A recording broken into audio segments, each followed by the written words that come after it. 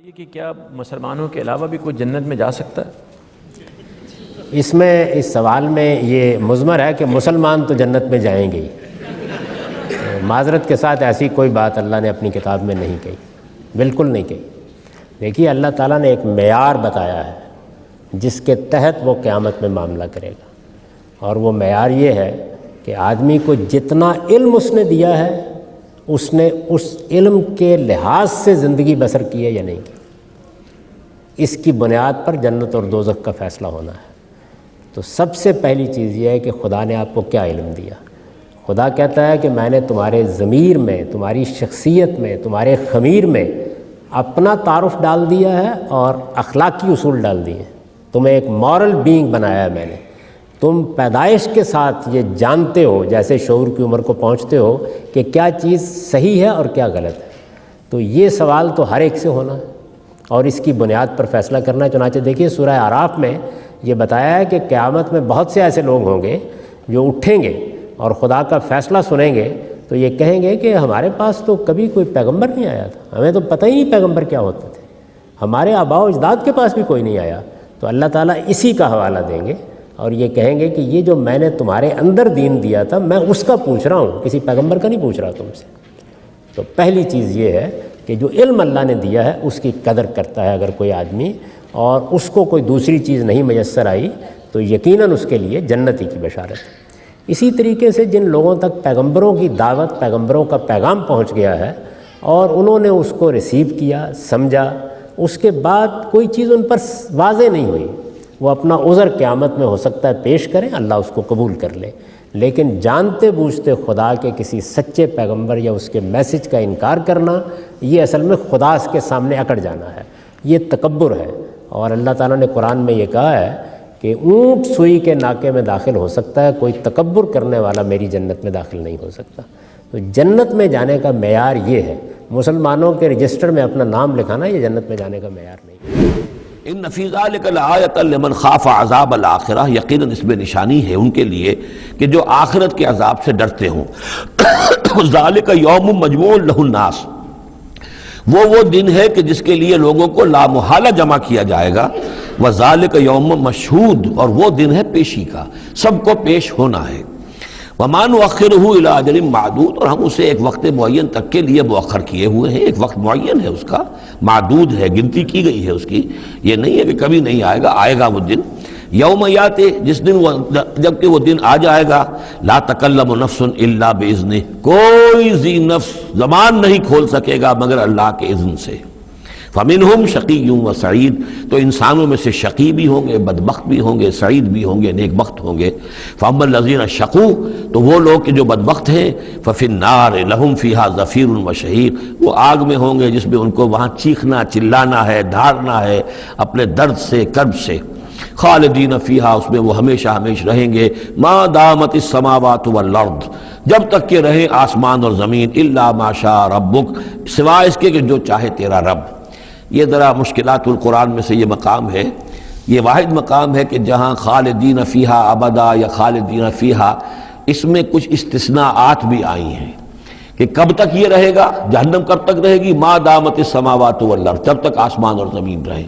اب اس سے مراد ابدیت بھی ہو سکتی ہے اور اس میں کوئی اشارہ بھی ہو سکتا ہے کہ شاید کبھی کوئی وقت آئے کہ یہ جو آسمان اور زمین کی ایک تخلیق اللہ نے کی ہے، یہ ایک خاص اس کا نظام ہے، ایک وقت میں آ کر یہ نظام بدل جائے، پھر کوئی اور آسمان، کوئی اور زمین تخلیق فرمائے۔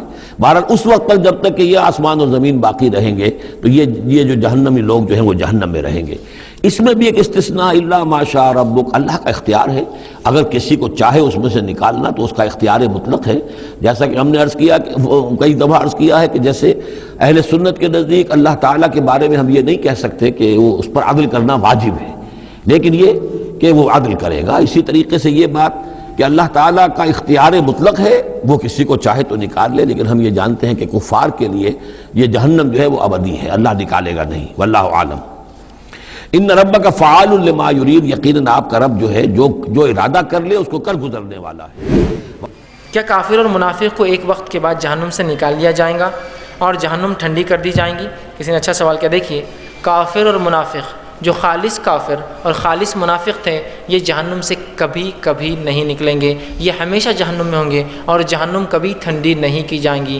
بہت سے لوگ پتہ نہیں کون کیسی عجیب غریب باتیں لاتے ہیں کہ ایک زمانہ آئے گا پھر جہنم ٹھنڈی کر دی جائیں گی اور سارے لوگ نکال لیے جائیں گے، اللہ سب پر رحم کر دے گا۔ اور اکثر یہ اقوال ایسے لوگوں کے ہیں جو ہر مذہب کو برابر مانتے ہیں، یا ایسے لوگ مسلمانوں میں جو کچھ بھی کر لے بس اللہ کی عبادت سمجھتے ہیں، تو وہ لوگوں کا عقیدہ ہے کہ ایک زمانہ آئے گا سب لوگ سزا بھگتیں گے۔ نہیں، یاد رکھیے اللہ نے دنیا میں چھوٹ دی ہے اچھے اعمال کرنے کی، انسان کوشش کرے کہ اچھے اعمال کرے، آخرت میں صرف بدلہ اور بدلہ اور بدلہ ہے، نیکوکار ہمیشہ جنت میں اور بدکار برے لوگ جس نے کفر کیا اور نفاق پہ مر گئے، یاد رکھیے زندگی میں کیا توبہ کر لی الگ بات، مر گئے ان کے جنت ان کے لیے حرام ہوں گی اور وہ ہمیشہ ہمیشہ کے لیے جہنم میں ہوں گے۔ اور اس کے تعلق سے میں نے خود وہ آیت آپ کے سامنے پڑھی تھی کہ اللہ نے وعدہ کر دیا منافق مرد منافق عورتوں اور کفاروں سے کہ وہ جہنم میں ہمیشہ رہیں گے، مقیم کا لفظ ہے، ہمیشہ اس میں قیام کرنے والے، تو ان کے لیے وہ نہیں ہے۔ جو خالص تھا، جن میں کچھ صفتیں تھیں تو بہرحال وہ اگر توبہ کر لی تو ٹھیک، نہ کرے تو مرنے کے بعد سزا بھگتیں گے اور انشاءاللہ عزیز جو ہے نکل کر ضرور آئیں گے،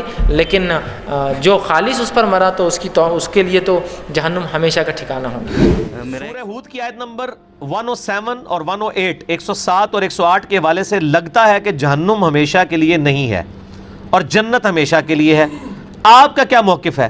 امام ابن تیمیہ اور محی الدین ابن عربی کا بھی یہی موقف ہے، بلکہ آپ کے استاد ڈاکٹر اسرار اور غامدی صاحب کا بھی یہ موقف ہے۔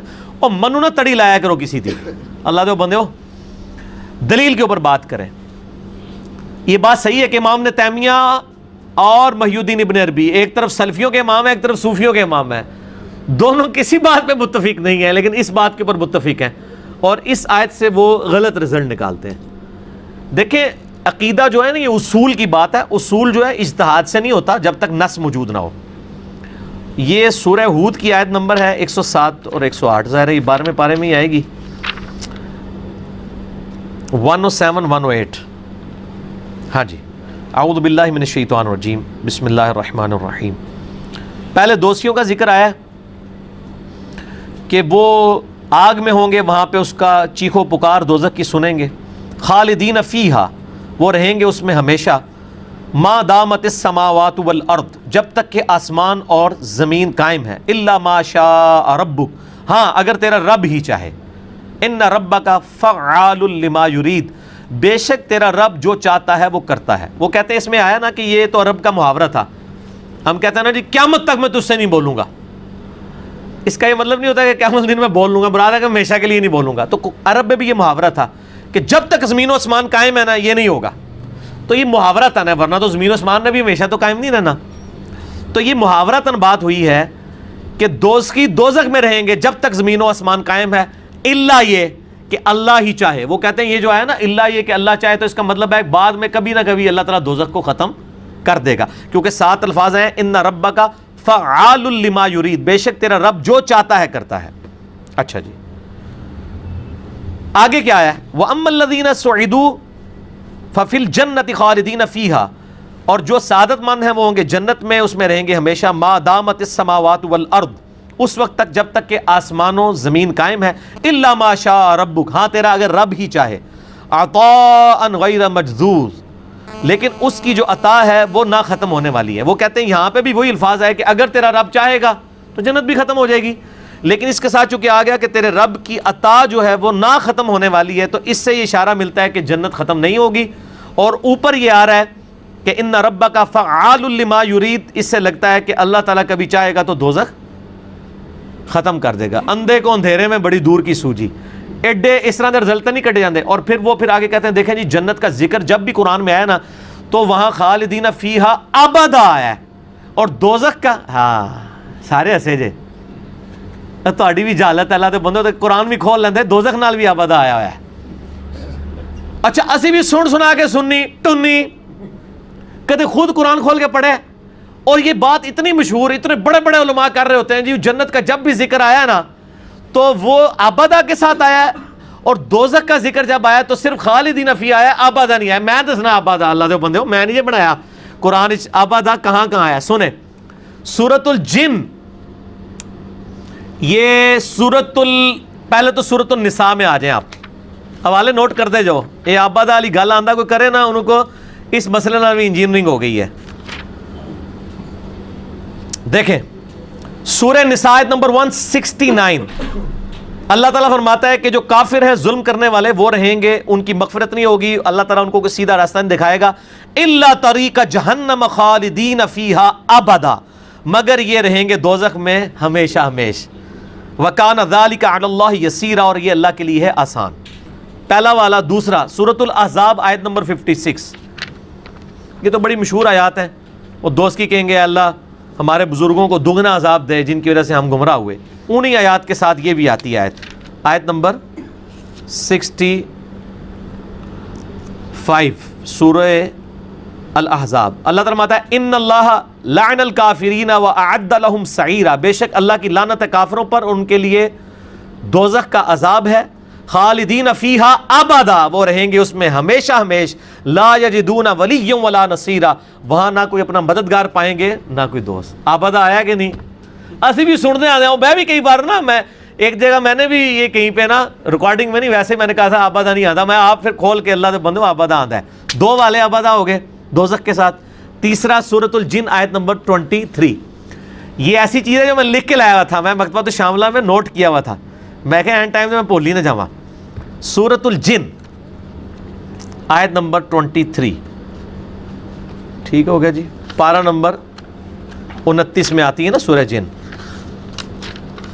اعوذ باللہ من الشیطان الرجیم۔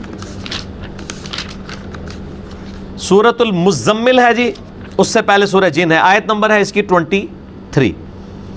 اللہ تعالیٰ فرماتا ہے وَمَن يَعْصِ اللَّهَ وَرَسُولَهُ، جو کوئی اللہ اور اس کے رسول کی نافرمانی کرے۔ اے لو بالکل سیدھی آیت ہے، اور مکی آیات بالکل سیدھے سیدھے فتوے ہوتے ہیں نا، کوئی آپ ادھر ادھر سے گھما کے نہیں بات ہوتی، بالکل اسٹریٹ فارورڈ۔ وَمَن يَعْصِ اللَّهَ وَرَسُولَهُ فَإِنَّ لَهُ نَارَ جَهَنَّمَ خَالِدِينَ فِيهَا أَبَدًا، جو کوئی اللہ اور اس کے رسول کی نافرمانی کرے بے شک وہ رہے گا جہنم میں، خالدین فیہا ابدا، ٹھیک ہے، ہمیشہ ہمیشہ۔ یہ ابدا، نہ میں وابی نہ میں وابی، میں ہوں مسلم علم و کتابی۔ دیکھو ثابت کیتا ہے نا، یہ جناب سال صدیاں کا مسئلہ حل ہوا ہے جی، ابدا ہے نہیں ہے۔ اس ٹائم شاید اگر وہ کوئی مکتبہ تو شاملہ ہوتا تو پرانے بزرگ بھی کوئی ابدا پا کے کٹ ہی لیندے، قرآن تو سمندر ہے، ٹھیک ہو گیا جی۔